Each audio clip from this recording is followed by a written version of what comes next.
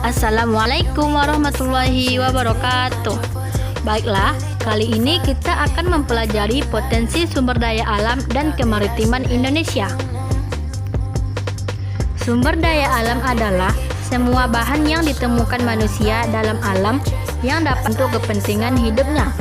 Pernahkah kalian mendengar sumber daya alam? Potensi sumber daya alam dapat dilihat dari berbagai bentuk, misalnya hutan, tambang. Bentuk sumber daya alam antara lain air, tanah, udara, batu bara, hutan, bahan tambang, dan lain-lain. Yang pertama yaitu potensi sumber daya hutan. Hutan di Indonesia memiliki luas 99,6 juta hektar atau 52,3% dari luas wilayah Indonesia. Luas hutan yang besar tersebut saat ini masih dapat dijumpai di Papua, Kalimantan, Sulawesi, Sumatera. Sedangkan di Jawa, luas hutan telah mengalami banyak penurunan karena terjadi alih fungsi untuk pertanian dan permukiman penduduk. Selanjutnya yaitu potensi sumber daya hutan. Hutan di Indonesia menyimpan banyak kekayaan flora dan fauna. Bahkan di antaranya merupakan spesies endemik atau hanya ditemukan di Indonesia. Di Indonesia begitu banyak persebaran flora dan fauna. Hutan yang paling banyak ditemukan di Indonesia yaitu yang pertama hutan hujan tropis. Hutan hujan tropis merupakan hutan yang paling banyak dijumpai di Indonesia dan memiliki ciri pohon berdaun lebar. Berikut adalah manfaat dan fungsi hutan. Manfaat dan fungsi hutan begitu banyak. Di antaranya 1. Penghasil kayu dan buah-buahan.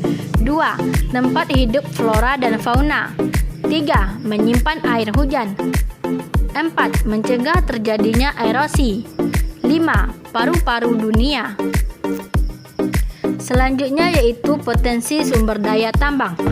Potensi sumber daya tambang kita sangat melimpah karena hampir seluruh wilayah di Indonesia memiliki sumber daya tambang. Sumber daya tambang di Indonesia tersebar di Pulau Sumatera, Kalimantan, Jawa, Sulawesi, dan Papua. Potensi sumber daya tambang di Indonesia begitu banyak. Bahan tambang di Indonesia tersebar di beberapa provinsi, yaitu di Sumatera, Kalimantan, Jawa, Sulawesi, dan Papua. Sumber daya tambang yang terdapat di Indonesia yang pertama yaitu minyak bumi dan gas. Minyak bumi dan gas merupakan sumber energi utama yang banyak dipakai untuk industri, transportasi, dan rumah tangga. Daerah yang merupakan penghasil minyak bumi di Indonesia yaitu Pulau Sumatera, Pulau Jawa, Pulau Kalimantan, Pulau Maluku, dan Pulau Papua. Selanjutnya yaitu batu bara. Batu bara digunakan sebagai sumber energi dan digunakan untuk pembangkit listrik dan rumah tangga. Cadangan batu bara di Indonesia mencapai 0,5% dari cadangan di dunia. Namun dilihat dari produksinya merupakan yang keenam terbesar di dunia. Batu bara di Indonesia dapat dijumpai di Pulau Kalimantan dan Sumatera. Pertambangan batu bara di Kalimantan terdapat di Kalimantan Timur, sedangkan di Sumatera terdapat di Sumatera Barat dan Sumatera Selatan. Yang ketiga yaitu bauksit. Bauksit merupakan sumber biji utama untuk menghasilkan aluminium. Bauksit bermanfaat untuk industri keramik, logam, dan kimia.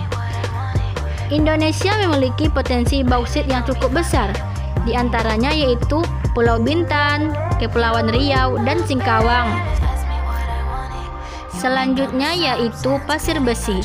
Pasir besi dimanfaatkan untuk industri logam dan semen. Aktivitas penambangan pasir besi dapat ditemukan di Cilacap, Jawa Tengah, Sumatera, Lombok, Yogyakarta, Lampung, Sulawesi Selatan, dan Kalimantan Selatan. Yang kelima yaitu emas. Emas umumnya dimanfaatkan sebagai perhiasan.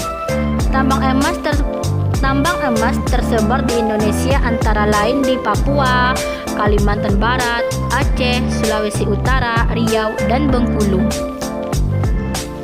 Selanjutnya yaitu potensi kemaritiman Indonesia.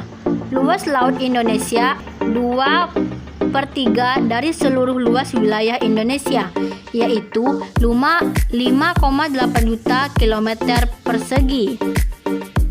Sehingga Indonesia sangat kaya akan potensi lautnya, tidak hanya berupa ikan, tetapi juga bahan tambang dan lain-lain yang terdapat di permukaan laut.